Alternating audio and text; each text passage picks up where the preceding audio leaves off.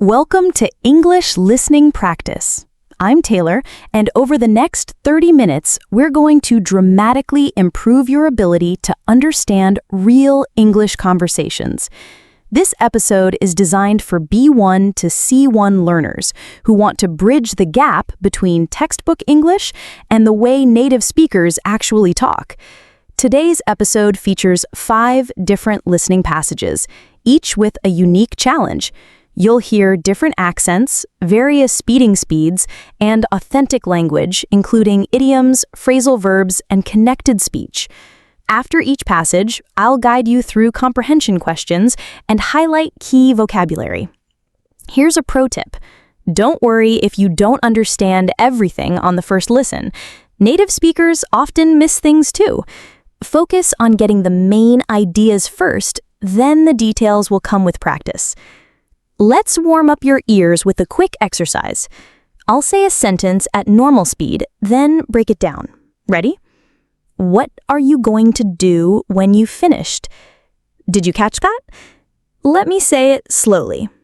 What are you going to do when you have finished? Notice how in natural speech, what are becomes whatter, going to becomes gonna, and you have becomes you've. This is the real English we're practicing today. Our first listening passage is a conversation between 2 colleagues discussing a job interview. You'll hear British and American accents mixed together. Listen for the main points. How did the interview go? What challenges did they face? What's the next step? Here we go. Marcus, American.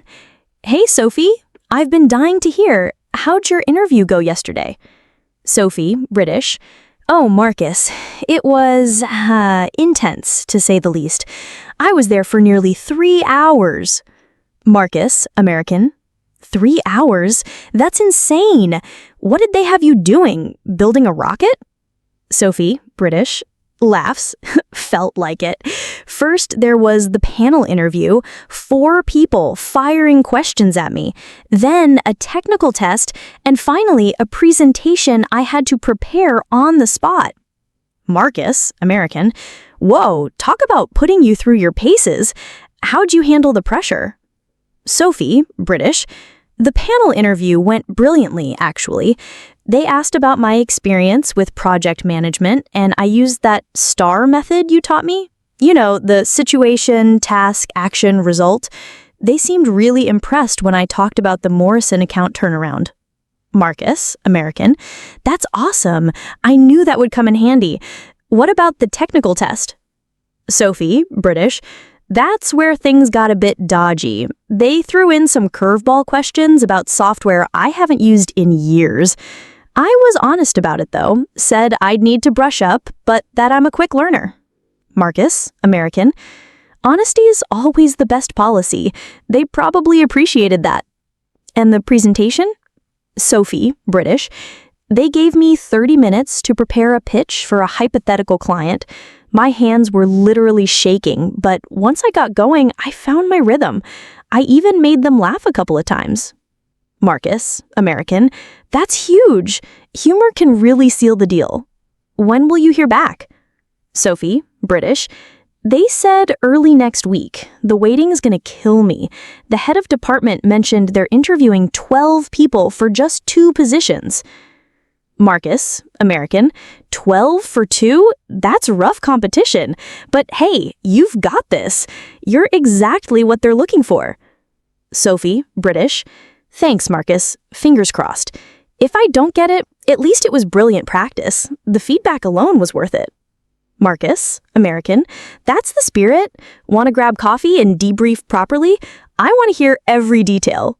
Sophie, British. Absolutely. Your treat if I get the job? Marcus, American, laughs. Deal. But I'm confident I'll be buying that coffee. Okay, let's check your comprehension. Think about these questions. First, how long was Sophie's interview? The answer? Nearly 3 hours. Second, What 3 components did the interview have? Answer: a panel interview, a technical test, and a presentation. Third, how many positions are available and how many people are interviewing?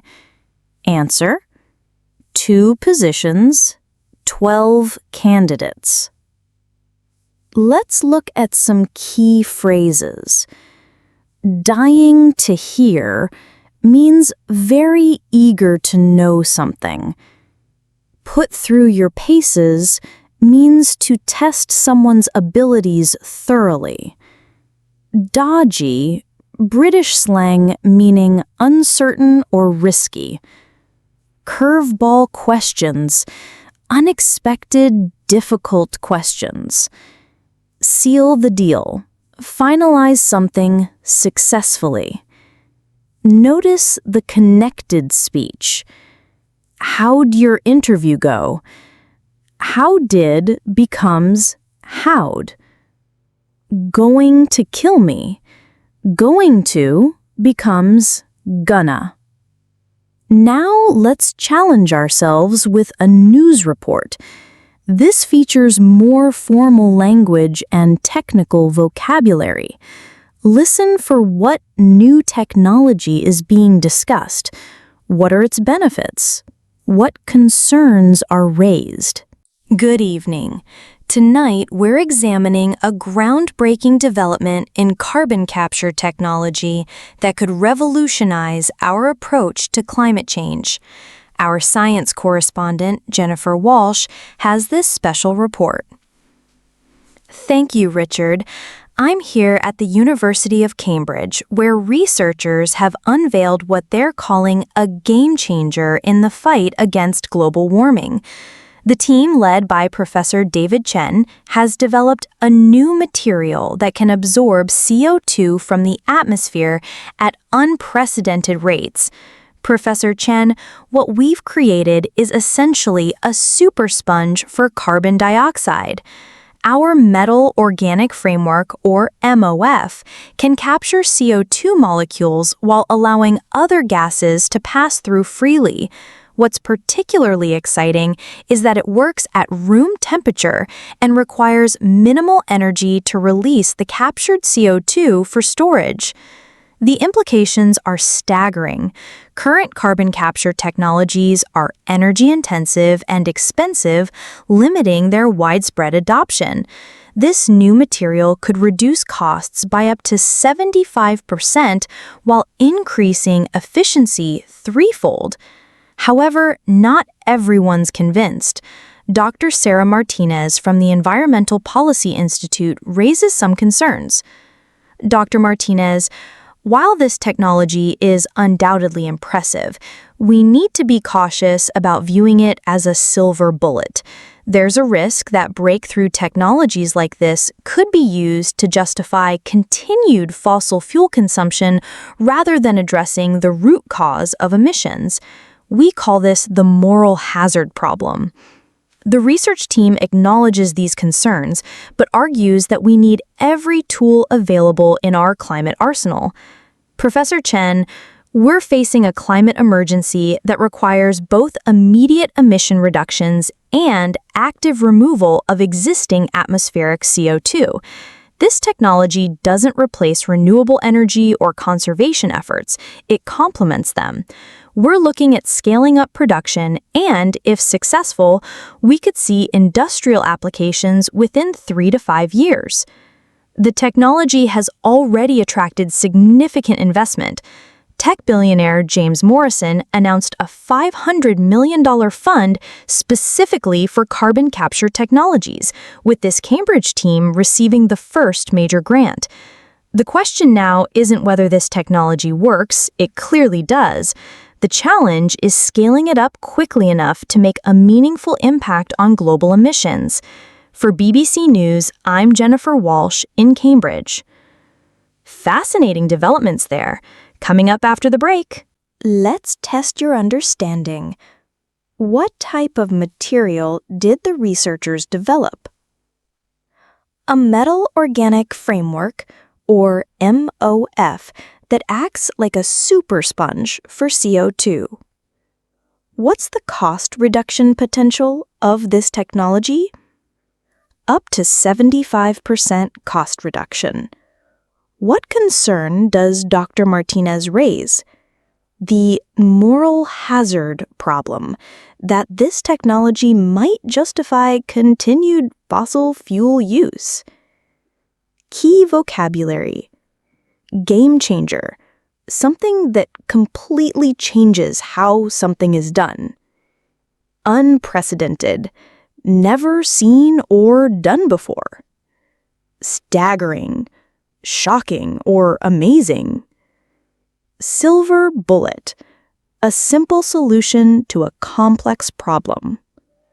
Moral hazard, when protection from risk encourages riskier behavior.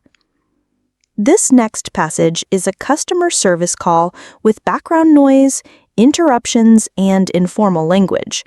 Listen for, what's the customer's problem? What solutions are offered? How is it resolved?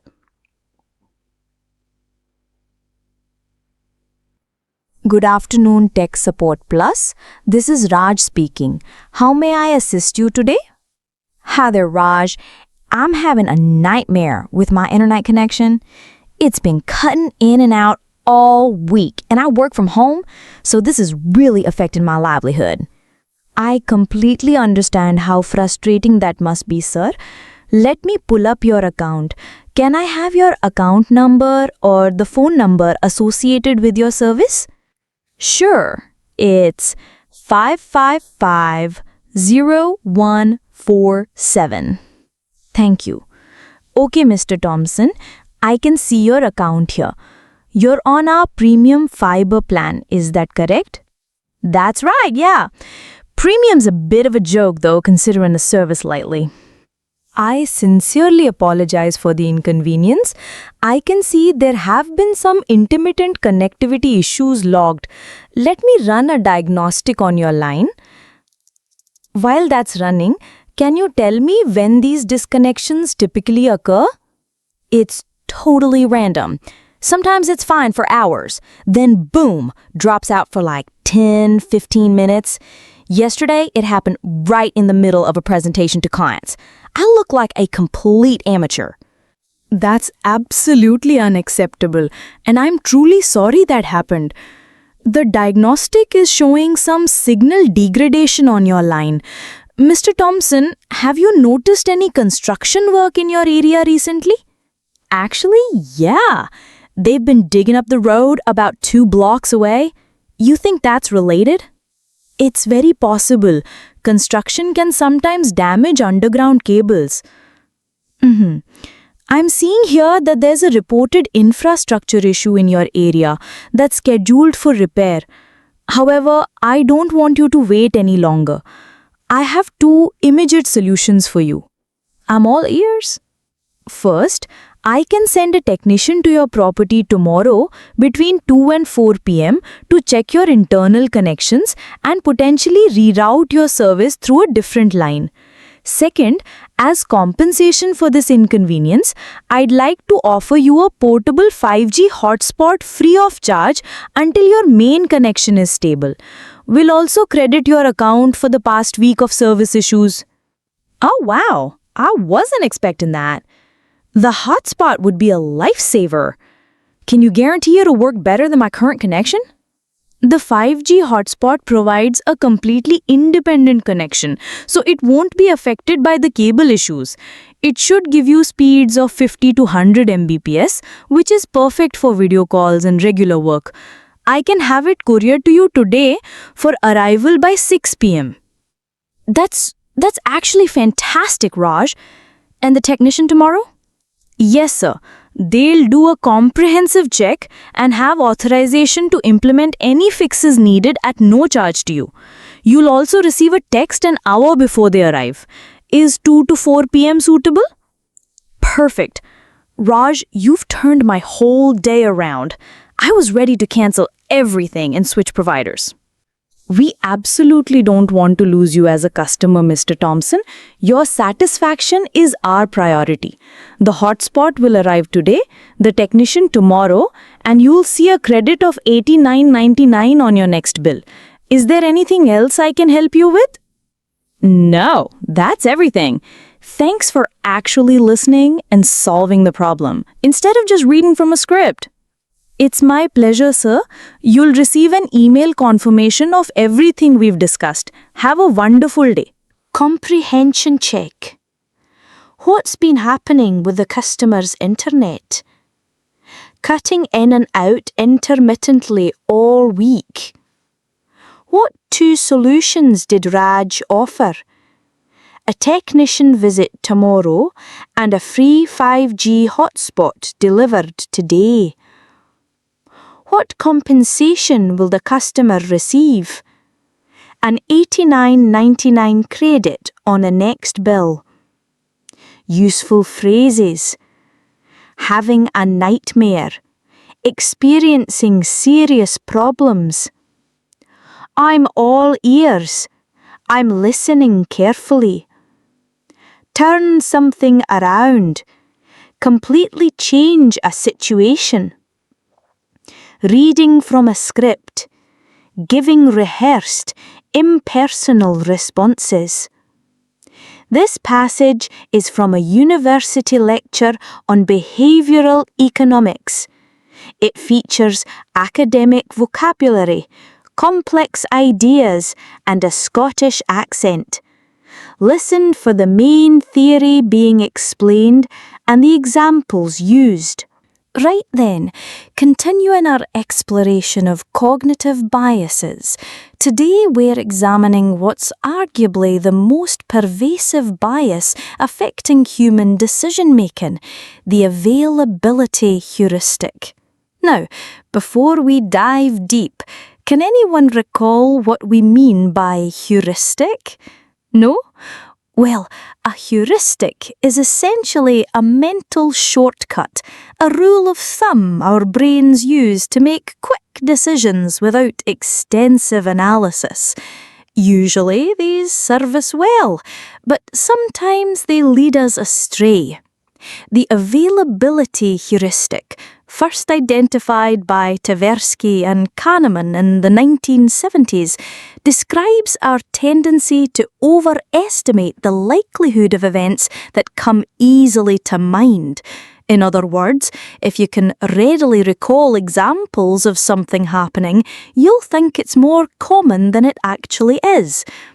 Let me illustrate with a classic example.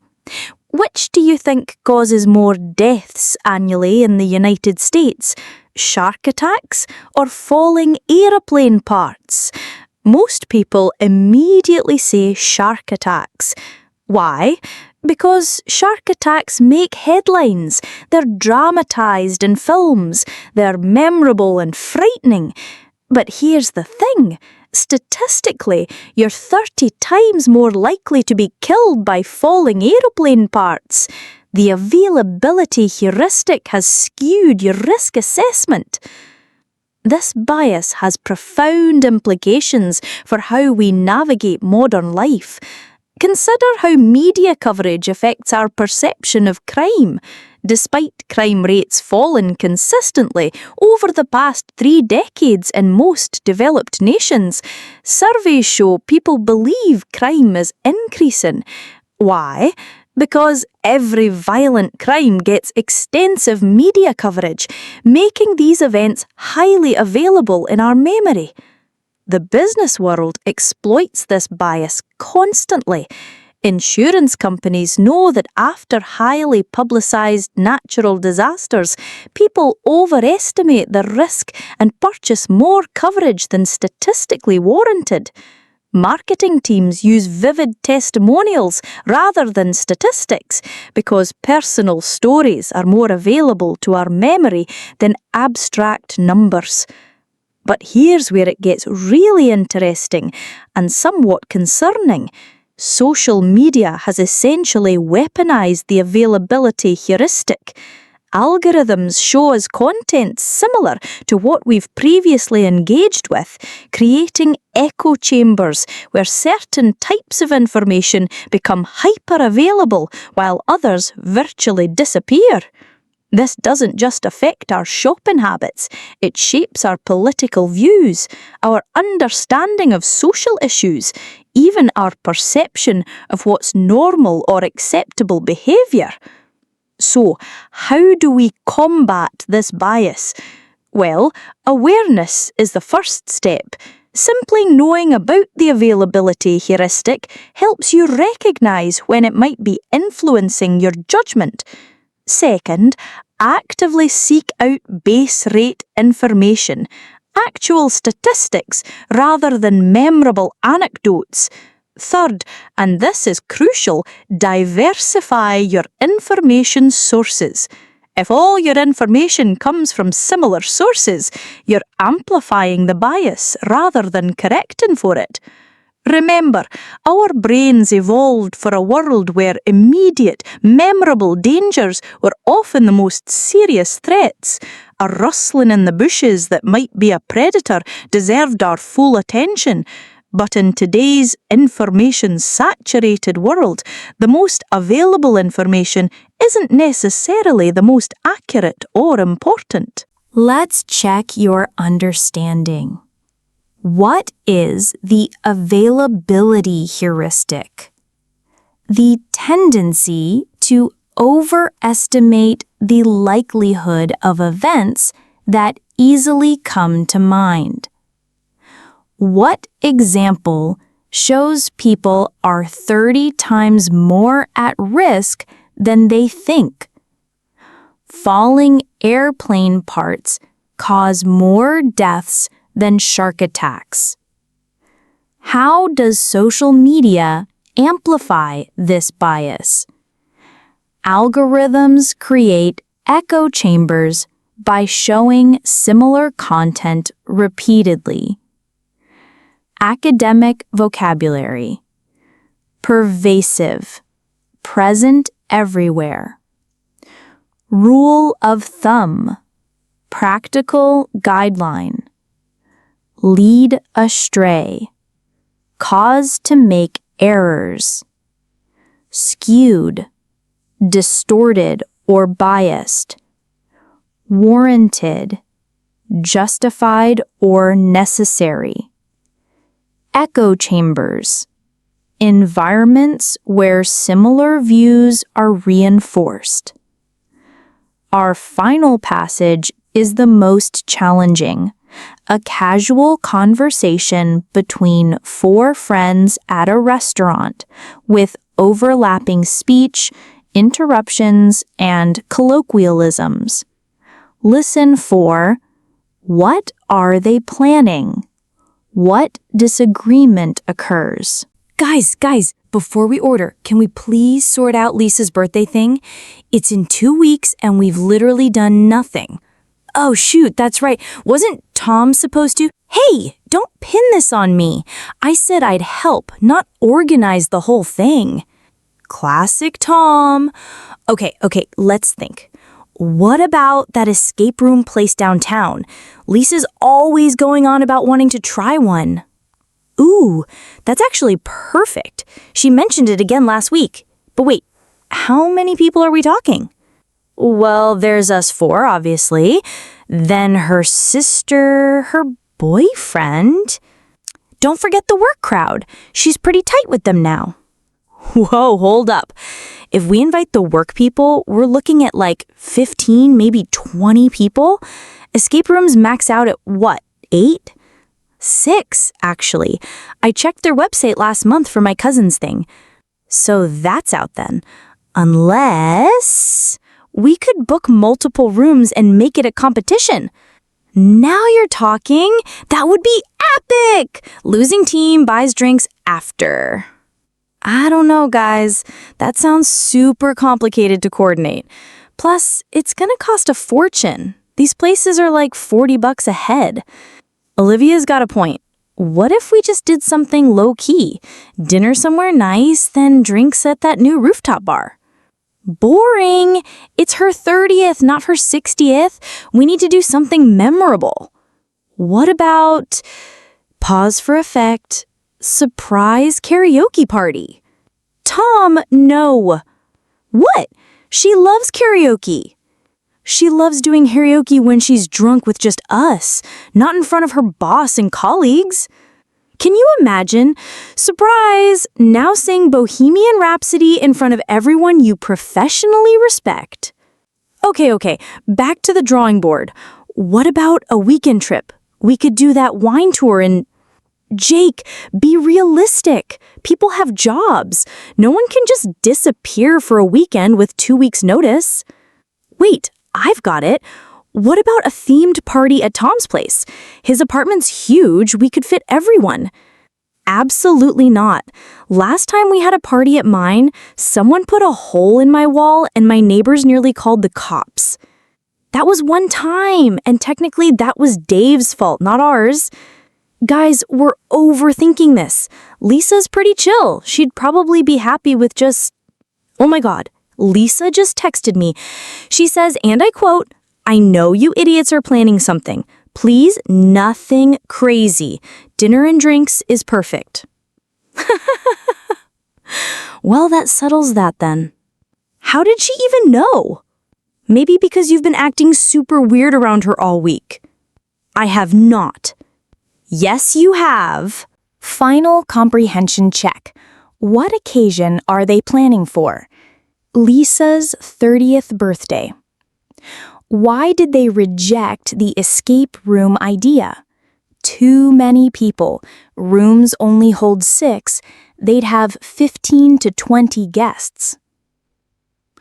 What did Lisa request via text? Answer: nothing crazy, just dinner and drinks. Colloquial expressions. Going on about. Talking repeatedly about something. Tight with. Close friends with. Hold up. Wait a minute. Low key. Simple, understated. Back to the drawing board. Start planning again. Pretty chill. Very relaxed. Excellent work making it through all 5 passages. Each one presented different challenges, from formal news language to overlapping casual speech.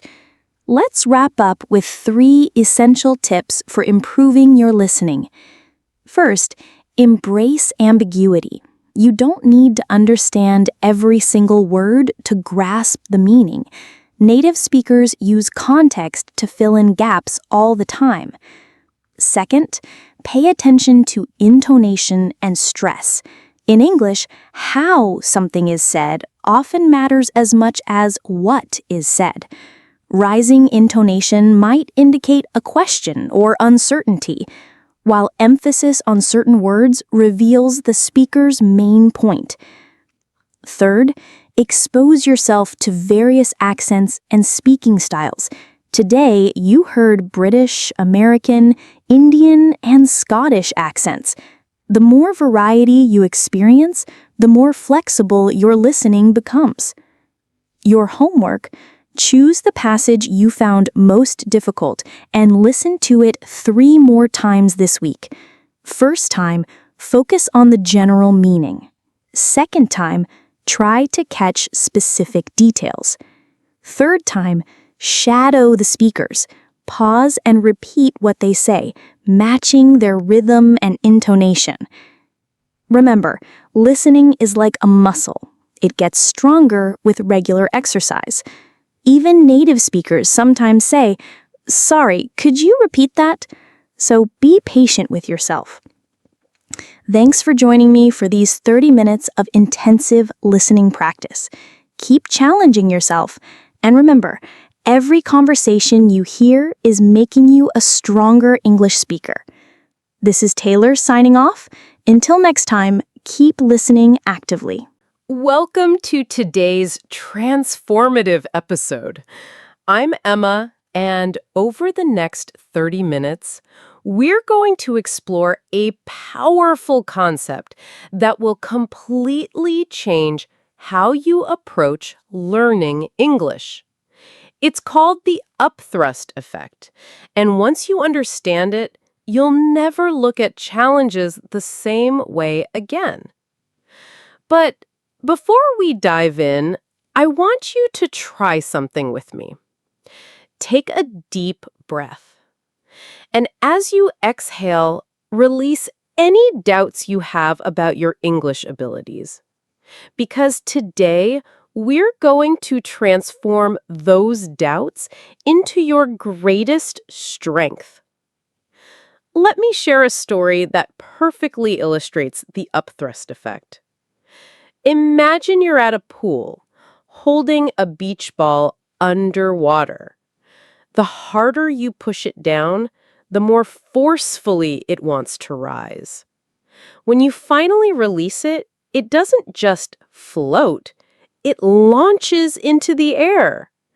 This is the upthrust effect in physics, but it's also a perfect metaphor for personal growth. Every time someone doubts you, every time you face pressure or criticism about your English, you're being pushed underwater. But here's the secret. That pressure is actually storing energy for your breakthrough. The deeper you're pushed, the higher you can rise, if you know how to harness that force. Think about your English learning journey. How many times have you felt discouraged? Maybe someone laughed at your accent. Perhaps you froze during a presentation.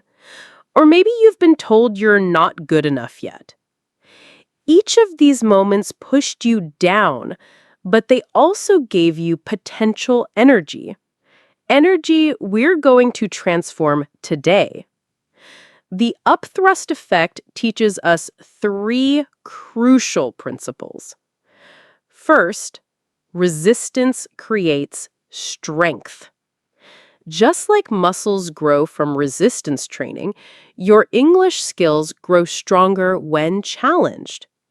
Second, pressure is temporary, but the strength you gain is permanent. Third, the moment you stop resisting and start using that pressure as fuel, you become unstoppable. Let's practice this concept with a simple shadowing exercise. I'll say a powerful affirmation slowly, then at normal speed. Repeat after me, feeling the confidence build. I transform doubt into determination. Now, faster. I transform doubt into determination. Every challenge makes me stronger. Every challenge makes me stronger. Excellent! You're already applying the upthrust effect. Let's explore deeper. Now, let's talk about something that might make you uncomfortable, and that's exactly the point. True progress in English or any skill happens outside your comfort zone. But here's what most people get wrong. They think the comfort zone is a safe space. It's not. It's actually the most dangerous place for your dreams. Your comfort zone is where your English stays stagnant. It's where you stick to the same vocabulary, avoid challenging conversations, and never quite reach fluency. But just outside that zone, that's where magic happens. Let me speak slowly and clearly for our shadowing practice. Repeat each line after me. My comfort zone is not my safe zone. Growth begins where comfort ends. I choose courage over comfort. Perfect. Now, let me share a personal story. When I first started teaching English to international students, I was terrified. I stayed in my comfort zone. using simple language, avoiding complex grammar explanations, but my students weren't improving as fast as they could. One day, a student asked me a question I couldn't answer. I felt that familiar push underwater, embarrassment, doubt, inadequacy. But instead of staying down, I used the upthrust effect and said, "That's an excellent question. I don't know the answer right now, but I'll research it and we'll explore it together tomorrow." That moment of vulnerability outside my comfort zone transformed my teaching. I started embracing questions I couldn't answer, complex topics that challenged me. And you know what? My students started learning faster, and I became a better teacher. Here's the truth about your comfort zone. It's not actually comfortable. It's familiar. There's a huge difference. Familiar feels safe, but it keeps you stuck. Real comfort comes from confidence, and confidence comes from competence, and competence comes from practice outside your familiar zone. Let's practice some challenging tongue twisters to push your pronunciation comfort zone. Don't worry about perfection, focus on progress.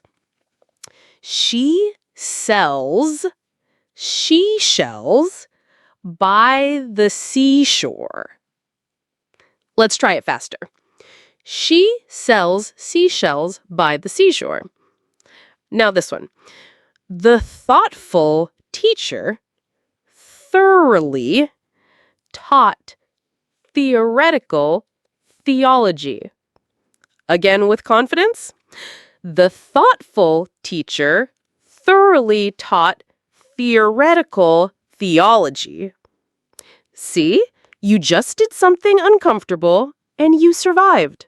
More than survived, you grew. Every time you push past comfort, you expand your capabilities. Think about a baby learning to walk. They fall hundreds of times. Each fall is outside their comfort zone. But they don't develop a fear of walking. They develop strength, balance, and eventually mastery. Your English journey is the same. Each mistake, each uncomfortable conversation, each challenge is not a setback. It's a setup for your comeback. Here's a truth that might surprise you.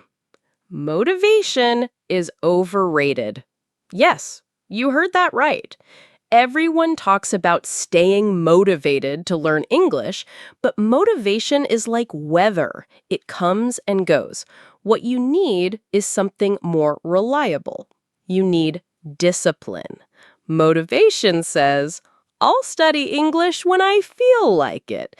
Discipline says, "I'll study English especially when I don't feel like it."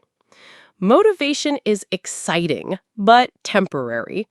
Discipline is boring, but permanent. And guess what? Boring wins every single time.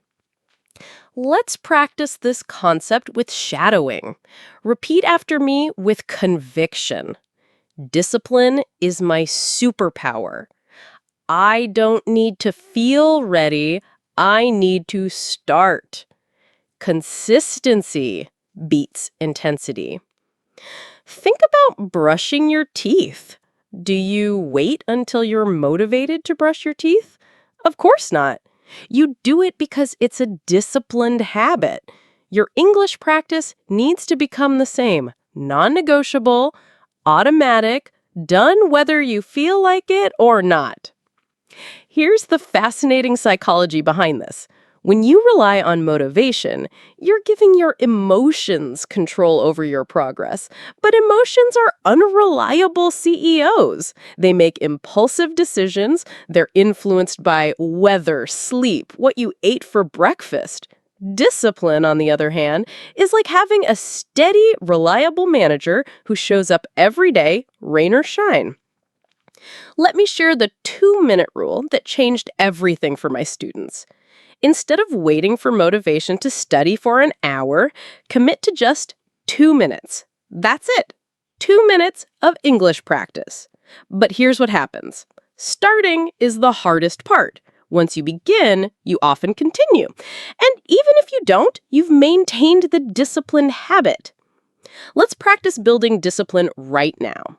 We'll do a rapid-fire vocabulary exercise. I'll say a word and its meaning. You repeat both. Ready? Don't think, just repeat. Perseverance. Continuing despite difficulty. Resilience. Ability to recover quickly. Tenacity. Persistent determination. Fortitude. Courage in adversity. Grit. Passion and perseverance for long-term goals. Notice how those words all relate to discipline? That's not coincidence. Success in English, or anything, requires these qualities more than talent or motivation. Here's a practical framework for building discipline in your English learning. First, make it obvious. Put your English books where you can't miss them. Set phone reminders. Change your phone's language to English. Second, make it attractive. Pair English practice with something you enjoy. Watch your favorite shows in English. Read about topics you love. Third, make it easy. Start so small you can't say no. 1 sentence, 1 word, 1 minute. Fourth, make it satisfying. Track your progress, celebrate small wins, share victories with friends. Remember, motivation gets you started, but discipline keeps you going. And the beautiful paradox? When you practice discipline, motivation often follows. Action creates motivation, not the other way around. Now let's explore one of the most powerful concepts for English mastery, getting just 1% better every day. This might sound too simple, but mathematics doesn't lie. If you improve by just 1% daily, after 1 year, you're not 365% better, you're 37 times better. That's the power of compound growth. But what does 1% better look like in English learning? It's learning 1 new word, having 1 short conversation, listening to 1 podcast segment, reading 1 paragraph. It's progress so small it feels insignificant, but so consistent it becomes unstoppable. Let's practice this concept through shadowing. Repeat after me, feeling the power of small steps. Small steps, daily taken, create extraordinary results. I don't need to be perfect, I need to be persistent. Today's 1% is tomorrow's foundation. The problem with most English learners is they try to improve 50% in 1 day, burn out, then do nothing for weeks. They're like someone trying to lose weight by exercising for 10 hours once a month. It doesn't work. But 15 minutes every day, that transforms everything. Let me tell you about Maria, one of my former students. She came to me frustrated, saying she'd been trying to learn English for years without success. When I asked about her study routine, she admitted she would study intensively for a week, then nothing for a month. We changed her approach to the 1% rule. Every day, she would learn 1 new phrase, have 1 English thought, write 1 sentence in her journal, listen to 1 song in English. That's it. 4 tiny actions. After 6 months, Maria wasn't just speaking English, she was thinking in English. She hadn't forced a massive change, she had grown into it, 1% at a time. Here's the neuroscience behind this. Your brain builds neural pathways through repetition, not intensity. Think of it like walking through a forest. Walking the same path once a month with heavy equipment won't create a trail. But walking the same path every day with light steps creates a clear pathway. That's what daily 1% improvement does to your brain's language centers. Let's practice building your 1% for today. We'll learn 5 phrasal verbs that native speakers use constantly. Repeat after me. Figure out, to understand or solve. Example, I need to figure out this grammar rule.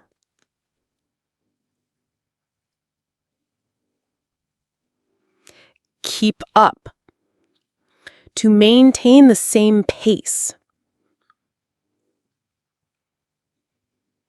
Example, it's hard to keep up with native speakers.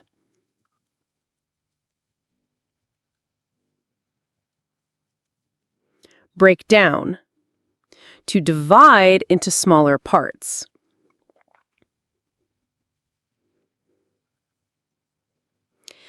Let's break down this complex sentence.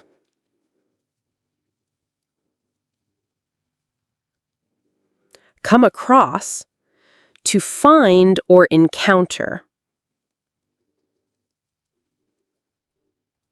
Example, I came across an interesting podcast.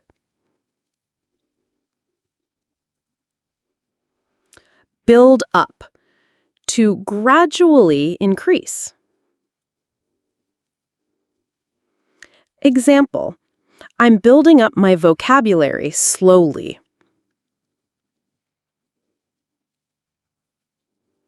Congratulations! You just got 1% better. These 5 phrasal verbs are now part of your English arsenal. Tomorrow, add 5 more. In a year, you'll know 1,825 phrasal verbs. That's fluency territory. But here's the key. Don't try to be 2% better tomorrow. Stick to 1%.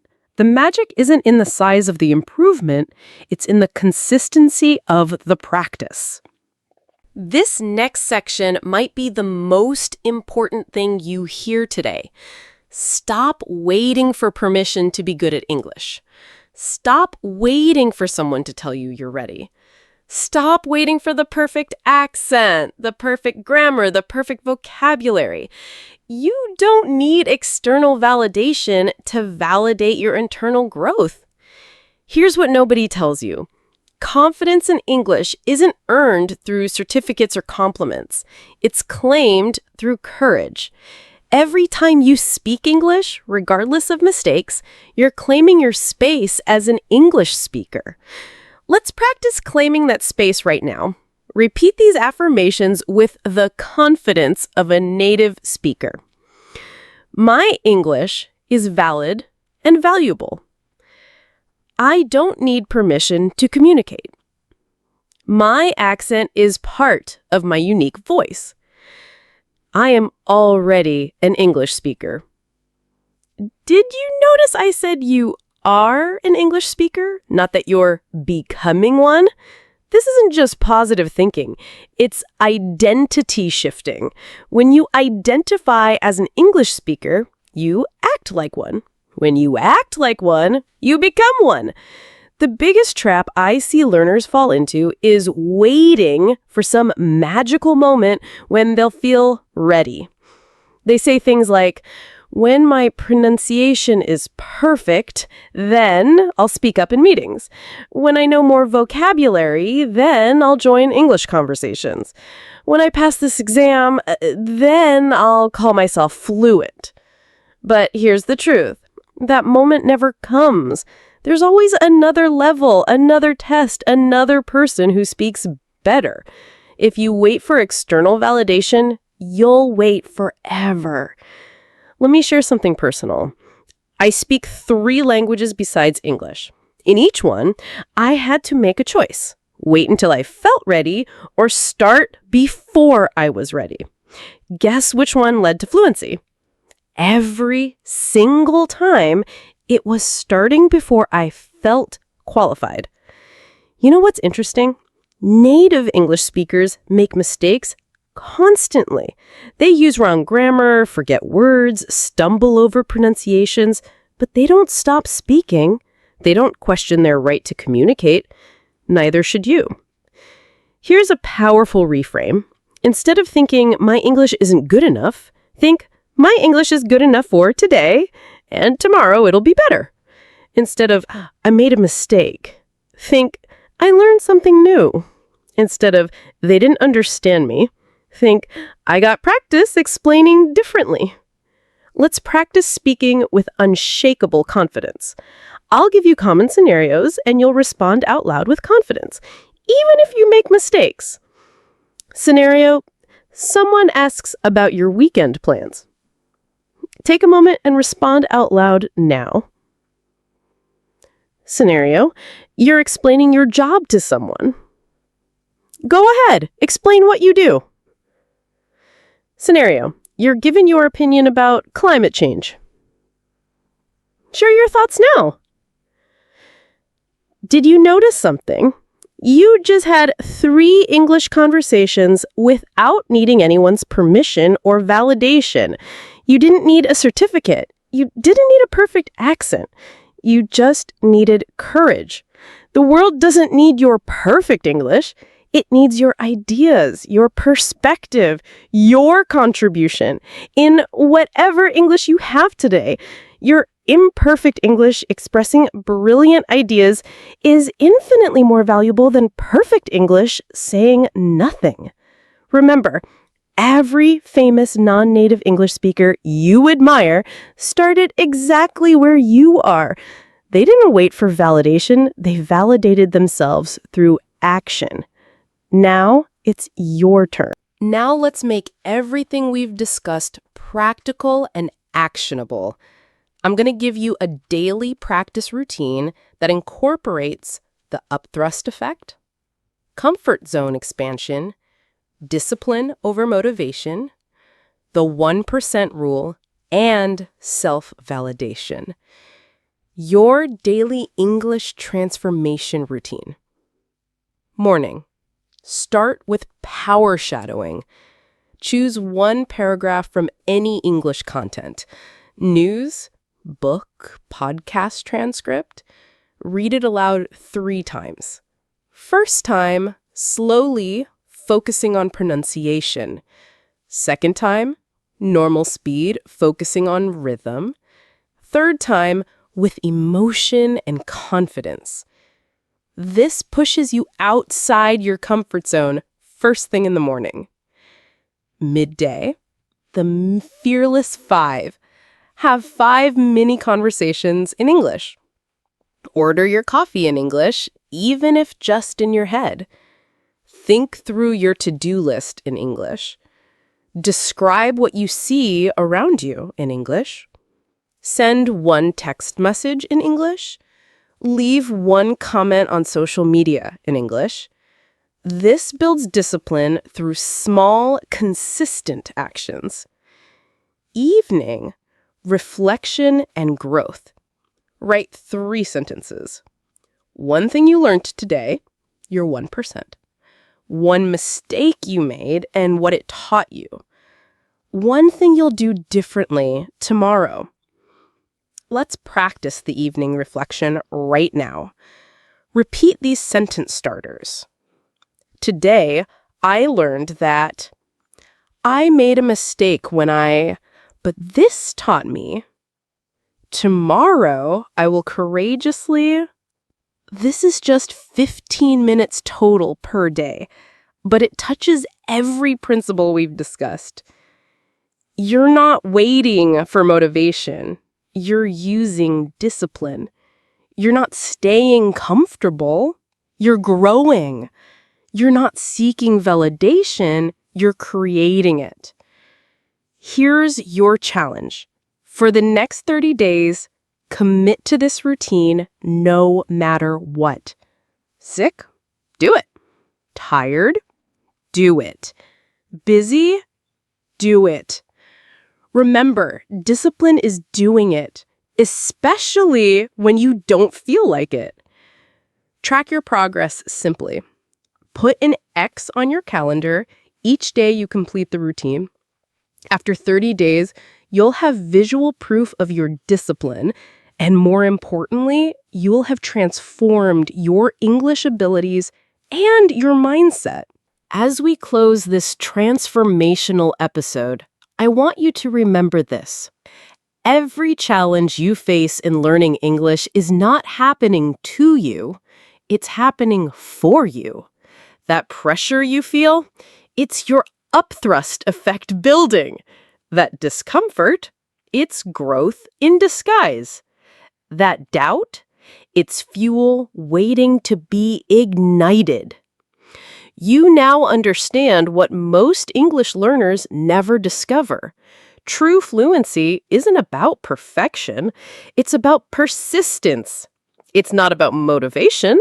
It's about discipline. It's not about giant leaps. It's about 1% improvements. It's not about external validation. It's about internal conviction. Let's end with one final shadowing exercise. These are your mantras for transformation. Repeat them with the confidence of someone who knows their destiny. I am unstoppable because I am consistent. I transform pressure into power. My discipline today creates my success tomorrow. I am already enough, and I'm getting better. My English journey is perfect because it's mine. Here's my final thought for you. Somewhere in the world, right now, someone with less talent than you, less time than you, and less resources than you is becoming fluent in English. The only difference? They're not waiting. They're not doubting. They're doing. The upthrust effect is real. The pressure you've been under has prepared you for this moment. You're like that beach ball pushed underwater by doubt, criticism, and fear. But now you know the secret. That pressure is your power. Release it. Rise. Soar. Your English journey isn't just about language. It's about becoming who you're meant to be. Every word you learn, every sentence you speak, every mistake you make is sculpting you into someone unstoppable. Remember, you don't need anyone's permission to be brilliant. You don't need validation to be valuable. You just need to show up tomorrow 1% better than today. This is Emma, reminding you that your doubts are just your greatness in disguise. Transform them. Use them. Let them launch you higher than you ever imagined possible. Keep practicing. Keep growing. And remember, the upthrust effect is always working in your favor. You've got this. Until next time, speak boldly, live courageously, and never forget, you're not just learning English, you're unlocking your unlimited potential. Hello, and welcome to the Artificial Fluency Podcast. I'm your host, Emma, and today we have a special hour-long episode all about mindfulness and how it can revolutionize your language learning journey. Whether you're a beginner or approaching fluency, the principles of mindfulness can help you overcome common obstacles, reduce anxiety, and develop a deeper connection with English. So get comfortable, take a deep breath, and let's begin this exploration together. Before we dive into the fascinating connection between mindfulness and language learning, let's first understand what mindfulness actually is. Many people have heard the term, but there's often confusion about what it really means. At its core, mindfulness is the practice of paying attention to the present moment with openness, curiosity, and without judgment. It's about being fully aware of where we are, what we're doing, and not being overly reactive to what's happening around us. Jon Kabat-Zinn, one of the pioneers who brought mindfulness to mainstream Western culture, defines it as paying attention in a particular way, on purpose, in the present moment, and non-judgmentally. This simple but profound practice has roots in ancient meditation traditions, but has been adapted for modern life and backed by extensive scientific research. So why are we talking about mindfulness on a language learning podcast? The connection might not seem obvious at first, but as we'll explore today, bringing mindfulness into your language practice can transform not just how you learn, but also how you experience the entire process. Let's start with some vocabulary related to mindfulness that you'll find useful both for today's episode and for discussing this topic in English. I'll explain each term and use it in a sentence. First, awareness. This means noticing what's happening inside and around you. Practicing language with awareness means noticing when you make errors without becoming discouraged. Present moment refers to what's happening right now, not in the past or future. When speaking English, try to stay in the present moment rather than worrying about what to say next. Non-judgmental means observing without labeling things as good or bad. Taking a non-judgmental approach to your accent helps reduce speaking anxiety. Attention is the focus of your conscious mind. Directing your attention to how native speakers use phrasal verbs can improve your understanding. Acceptance means acknowledging reality without resistance. Acceptance of the challenges in learning English is the first step toward overcoming them. Compassion is showing kindness toward suffering, including your own. Self-compassion is essential when you make mistakes in your language journey.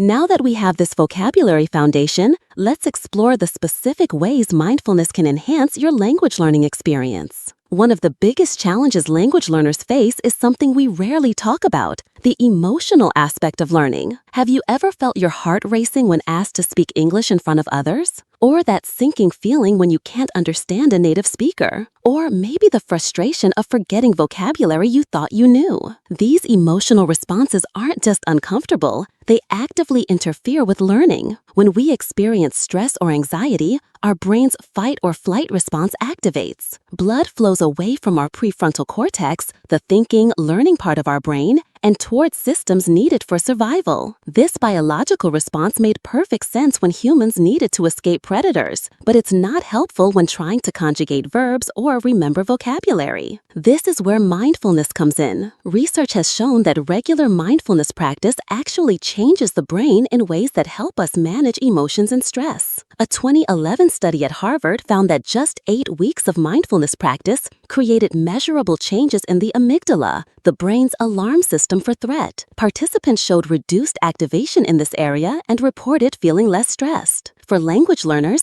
this means that mindfulness can help create the optimal emotional state for learning. When you're calm and centered, your prefrontal cortex remains engaged, allowing you to think clearly, recall information more easily, and process new language more effectively. Now, let's get practical. How can you actually incorporate mindfulness into your language learning routine? I'll share 5 powerful techniques that you can start using today. The first technique is mindful listening. This practice transforms how you engage with English audio material, whether it's podcasts like this one, songs, films, or conversations. Here's how to practice mindful listening. Choose a short audio clip, perhaps 2-3 minutes long. Before pressing play, take 3 deep breaths to center yourself. As you listen, give the audio your complete attention. Notice when your mind wanders and gently bring it back to the sounds. Don't worry about understanding everything. Just observe the sounds, rhythms, and patterns of the language. What makes this different from regular listening practice is the quality of attention. Rather than straining to understand every word or becoming frustrated when you don't, you're training your brain to stay present with the language, noticing details you might otherwise miss.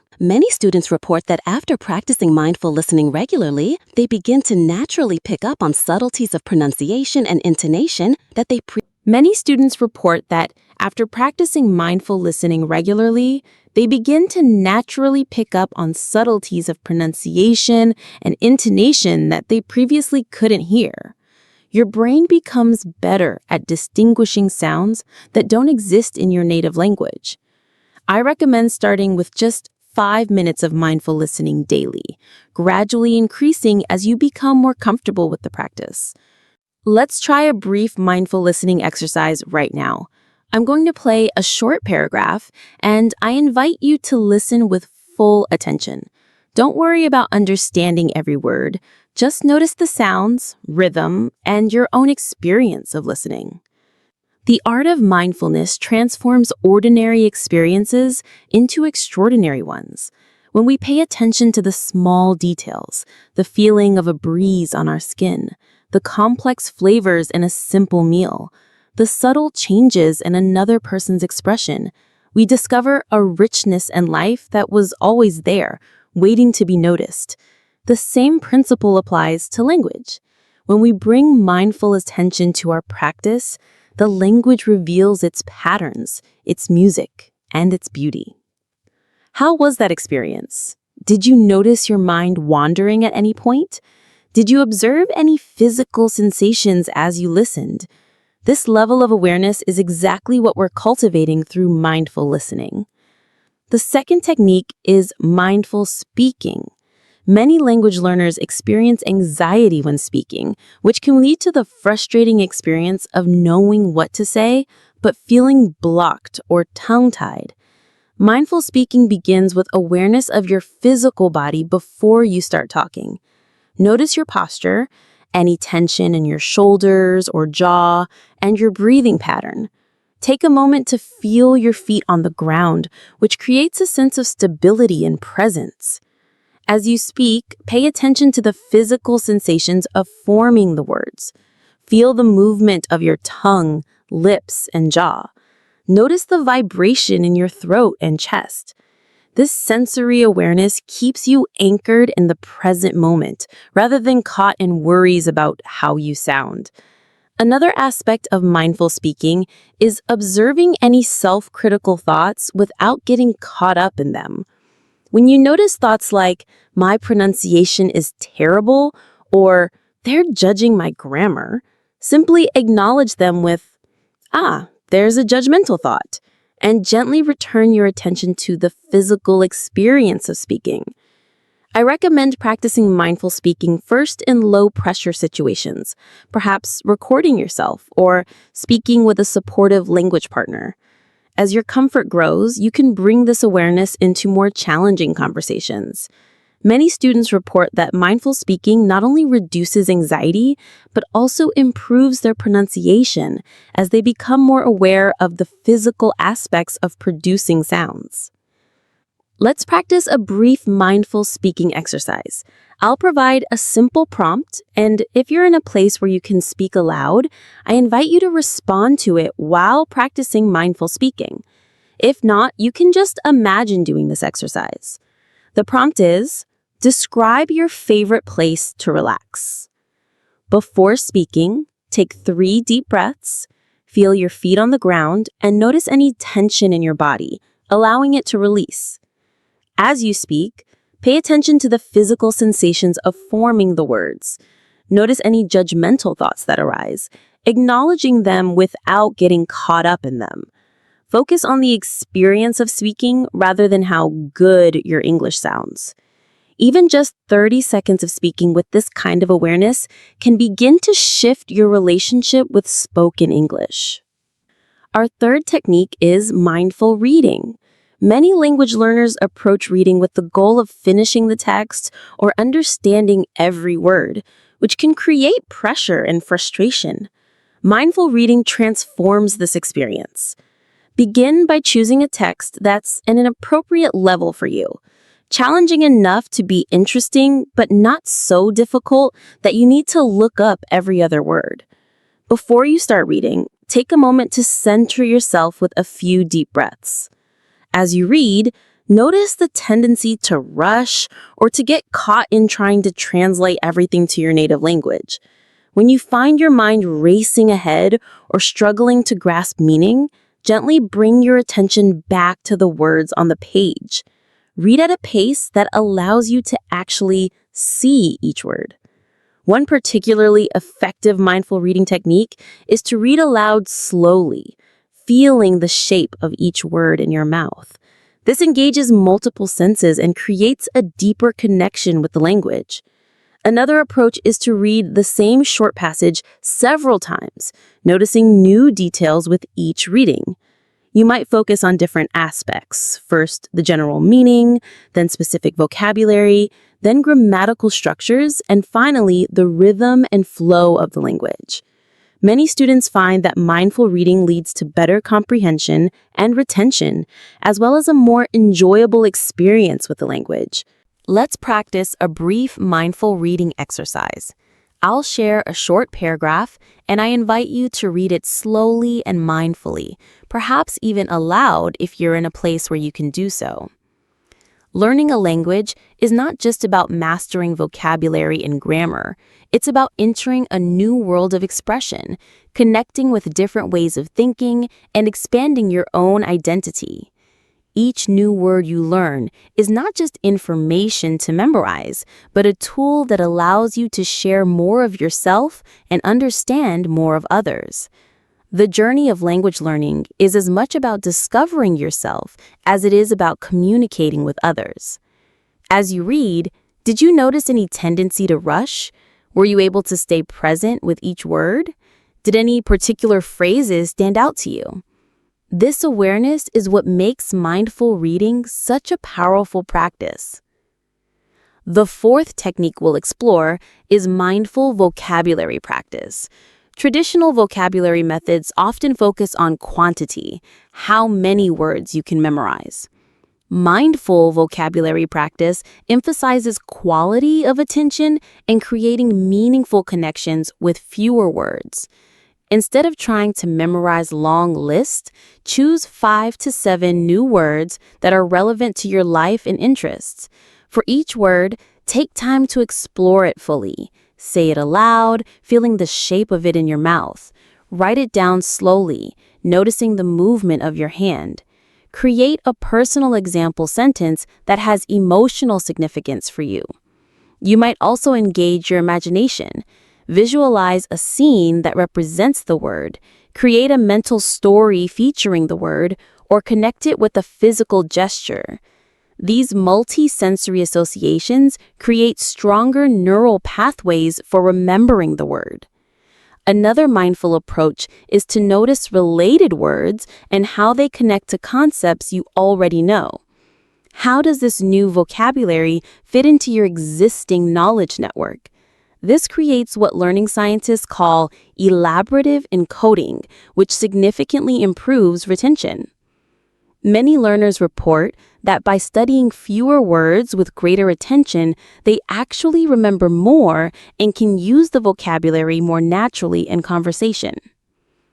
Let's try a brief mindful vocabulary exercise with the word serene, S-E-R-E-N-E, which means calm, peaceful, and untroubled. First, say the word aloud slowly, serene. Notice how your mouth forms the sounds. Now, close your eyes if it's comfortable and create a mental image that represents serenity for you. It might be a quiet lake at sunrise, a peaceful garden, or any setting that embodies calmness for you. Next, connect the word to a personal experience. When have you felt serene? What were the physical sensations, emotions, and circumstances of that experience? Finally, create a meaningful sentence with the word. After practicing mindfulness for 10 minutes, I felt completely serene and ready to practice my English. This deep, multi-sensory engagement with a single word creates much stronger memory traces than quickly reviewing dozens of words. The fifth technique is mindful grammar practice. Grammar can be one of the most frustrating aspects of language learning, often leading to overthinking and anxiety when speaking. Traditional grammar study focuses on memorizing rules and doing mechanical exercises. Mindful grammar practice takes a different approach, emphasizing awareness and pattern recognition over memorization. Begin by choosing one grammatical structure to focus on, like the present perfect tense. Rather than starting with rules, expose yourself to many examples of this structure in authentic context, perhaps by reading a short story or listening to a dialogue where it appears frequently. As you encounter the structure, notice how it's used and what meaning it conveys. When does the speaker choose this form instead of another? What feeling or perspective does it express? This curious observation is very different from trying to apply memorized rules. Once you've developed this intuitive feeling for the structure, then look at the formal rule. You'll likely find that it makes much more sense because you've already begun to develop a feel for the pattern. When practicing, bring full attention to forming the structure correctly, noticing any resistance or confusion that arises.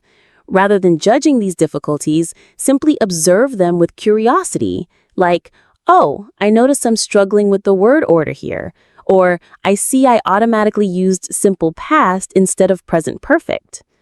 This mindful approach can transform grammar from a source of anxiety to an interesting exploration of how the language works.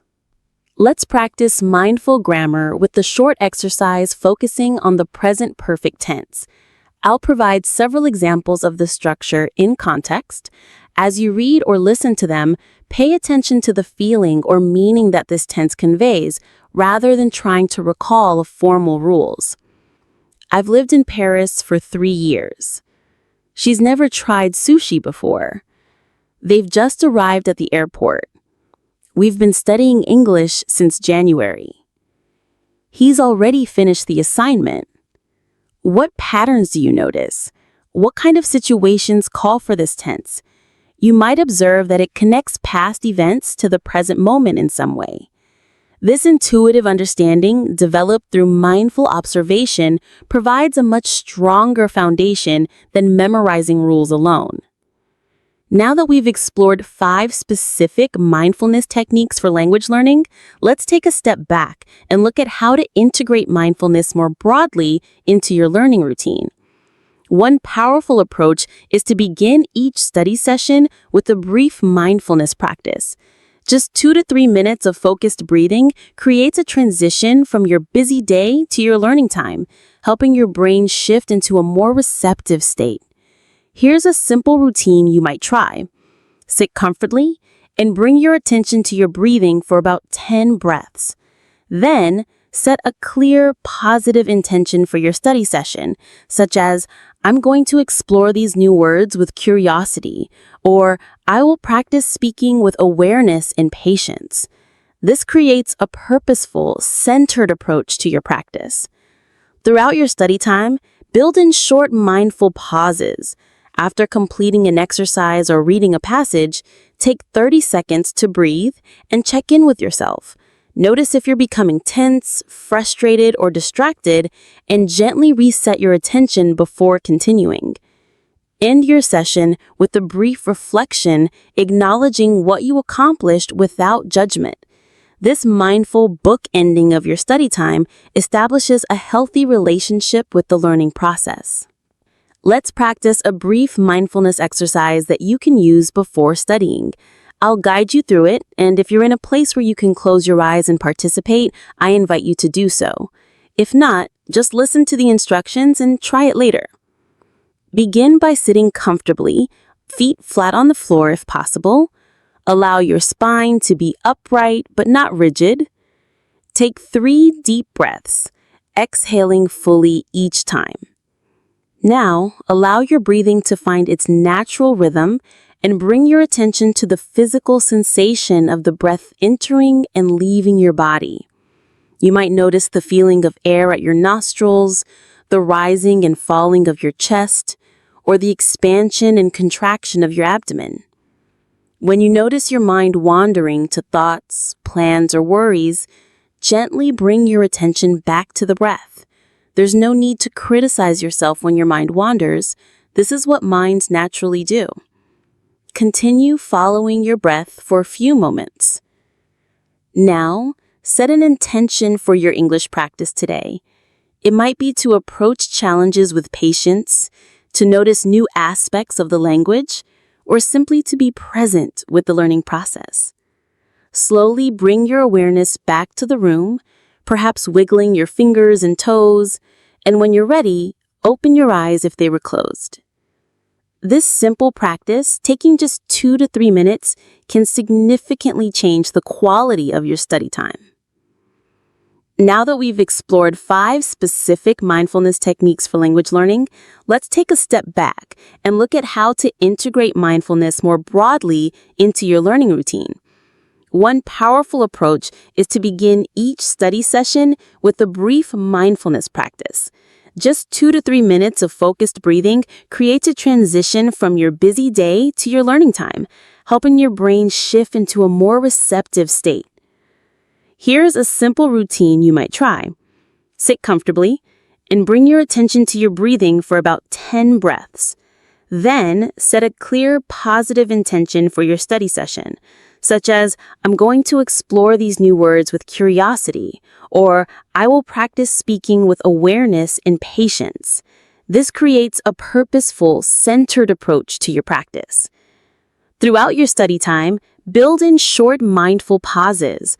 After completing an exercise or reading a passage, take 30 seconds to breathe and check in with yourself. Notice if you're becoming tense, frustrated, or distracted, and gently reset your attention before continuing. In the first half of our episode, we've covered the foundations of mindfulness for language learning and explored 5 specific techniques. Now, let's dive deeper into some of the challenges language learners face and how mindfulness can help address them. One of the most common obstacles is the inner critic, that judgmental voice in your head that comments on your performance, compares you to others, and often focuses on what you're doing wrong rather than right. Have you noticed this voice when you speak English? What kinds of things does it say? The inner critic typically makes statements like, "My accent sounds ridiculous. I should be more fluent by now. Everyone else in the class is better than me. I keep making the same mistakes over and over. Native speakers must think I'm unintelligent when I speak." These thoughts aren't just unpleasant, they actively interfere with learning by creating anxiety and self-consciousness that make it harder to take risks and practice freely. Mindfulness offers a powerful approach to working with the inner critic. The first step is simply becoming aware of these thoughts as they arise. With practice, you can learn to recognize critical thoughts as just thoughts, not facts or reality. The traditional mindfulness instruction is to notice the thought, label it, there's self-criticism, and then gently return your attention to whatever you were doing, whether speaking, listening, reading, or writing in English. Over time, this practice creates space between you and your thoughts. Rather than being completely identified with the inner critic, you develop the ability to observe it with some distance. You might even bring some curiosity or compassion to these thoughts. That's interesting. My mind is being really hard on me right now. I wonder what's behind that. Let's practice working with the inner critic through a brief exercise. Think of a recent situation where you felt self-critical about your English. Perhaps you made a mistake while speaking, couldn't understand something, or compared yourself negatively to others. First, notice the specific thoughts that arose in that situation. What exactly did your inner critic say? Now see if you can identify the emotions that accompanied these thoughts. Did you feel embarrassment, shame, frustration, or something else? Next, try rephrasing the critical thought with more kindness and perspective. For example, "I'm terrible at pronunciation" might become, "Pronunciation is challenging for many learners, and I'm still developing this skill." This isn't about positive thinking or denying difficulties. It's about relating to your experience with greater awareness and compassion, which creates a healthier learning environment. Another major challenge for language learners is the phenomenon known as the plateau, that frustrating period where, despite continued effort, you don't seem to be making progress. Many language learners experience this at the intermediate stage, which is sometimes called the intermediate plateau. The plateau often triggers a cycle of demotivation. You don't see progress, so you become discouraged, which leads to less effective practice, which results in even less progress. Adding to the challenge, your awareness of the language has increased, so you're more conscious of your mistakes and limitations than you were as a beginner. Mindfulness offers several ways to navigate the plateau more skillfully. First, it helps you recognize that progress isn't always linear or immediately visible. By practicing present moment awareness, you can engage fully with your current learning experience without constantly evaluating whether you're getting better.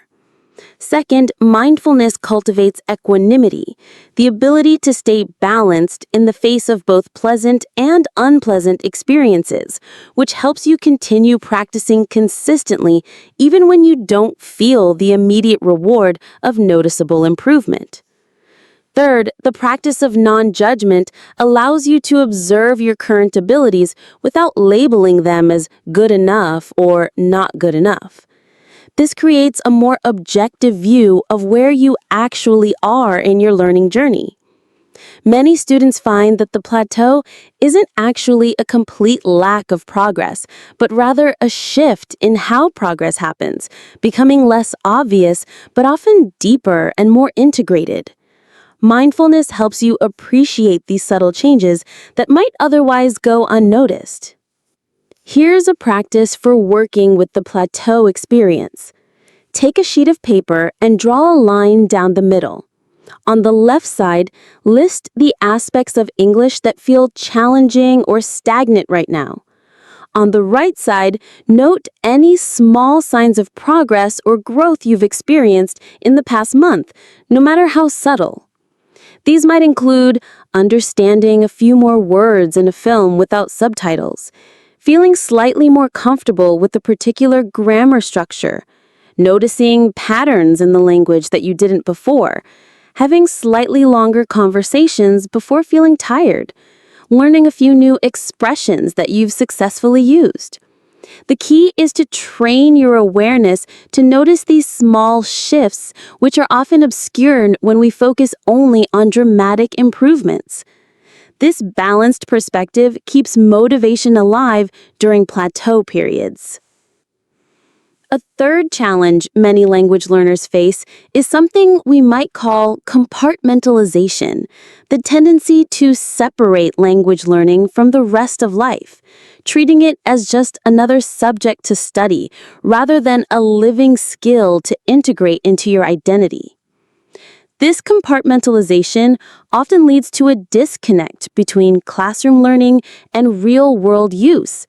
You might perform well on exercises or tests, but freeze up in authentic conversations. Or you might find yourself translating in your head rather than thinking directly in English. Mindfulness practices can help bridge this gap by training you to bring awareness of the language into everyday life. Here are a few approaches that students have found particularly effective. First, practice language mindfulness during routine activities. Choose an everyday task like cooking, walking, or commuting, and narrate what you're doing or seeing in English, either out loud or mentally. This helps integrate the language into your normal experience rather than keeping it confined to study time. Second, create mindful triggers throughout your day. Specific cues that remind you to switch into English. For example, you might decide that every time you open a door, wait for an elevator, or wash your hands, you'll think in English for the next 30 seconds. These brief but frequent moments of language immersion add up significantly over time. Third, practice mindful language shifting, the transition between your native language and English. Notice what happens in your mind and body when you switch languages. Is there tension, excitement, a change in your sense of identity? This awareness itself helps make the transition more fluid over time. Let's practice integrating language into everyday life with a simple exercise. Choose an object you can see right now in your environment. It could be anything. A cup, a book, your phone, a plant. Now, for the next 30 seconds, observe this object carefully and describe it mentally in English. Notice its physical characteristics, its purpose, its history, your relationship with it, anything that comes to mind. This kind of practice, repeated throughout your day with different objects and experiences, gradually trains your brain to process everyday life directly in English rather than always filtering through your native language.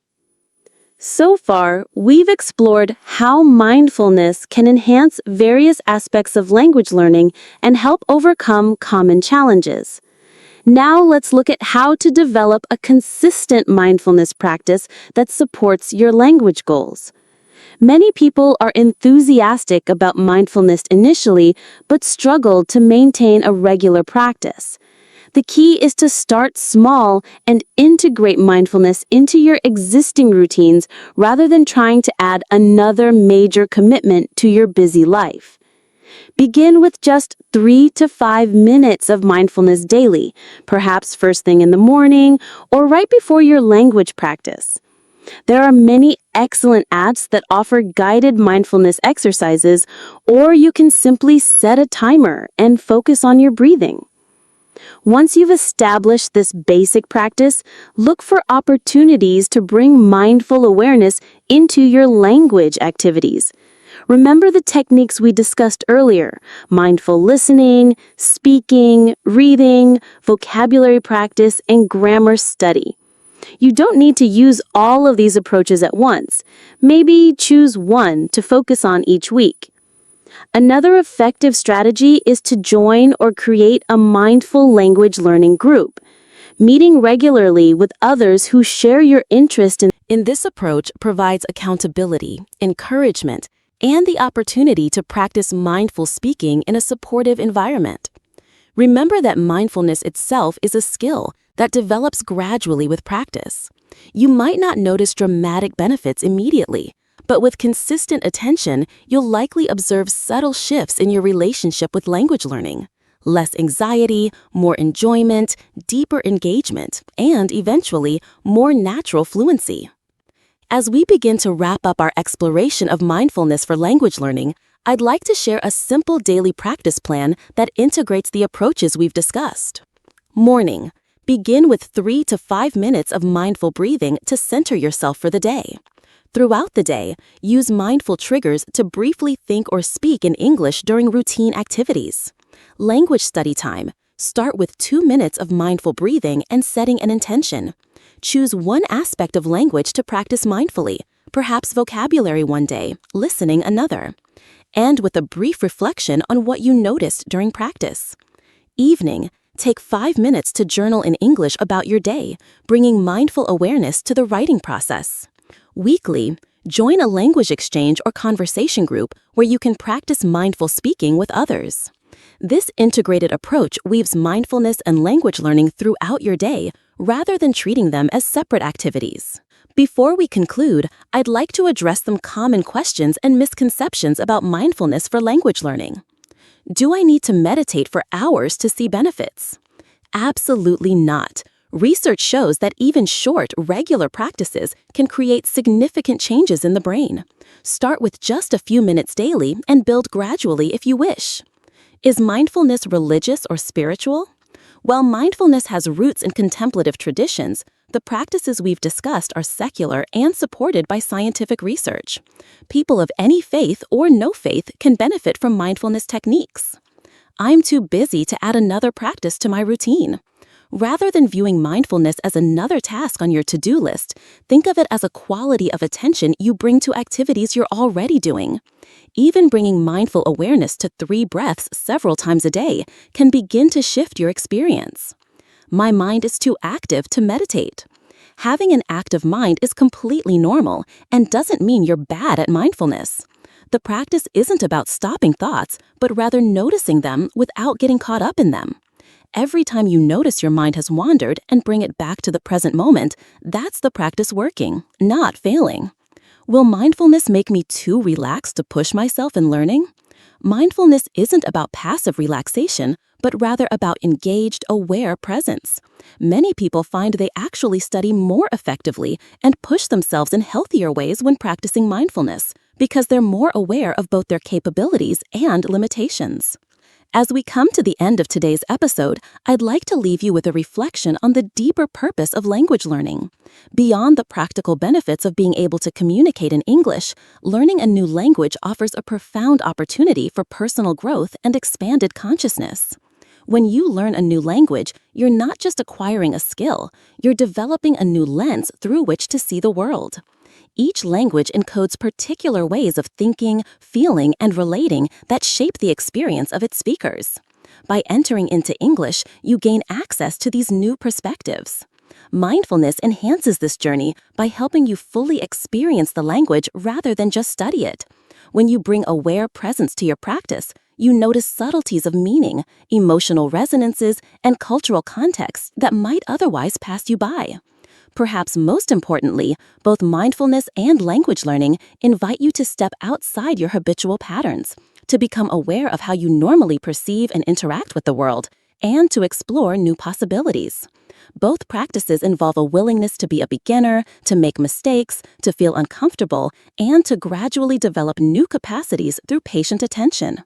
In this sense, mindful language learning isn't just about becoming fluent in English, it's about becoming more fully human, more aware, more connected to yourself and others. And that, I believe, is the greatest gift that both mindfulness and languages have to offer. Thank you for joining me for this special hour-long exploration of mindfulness for language learning.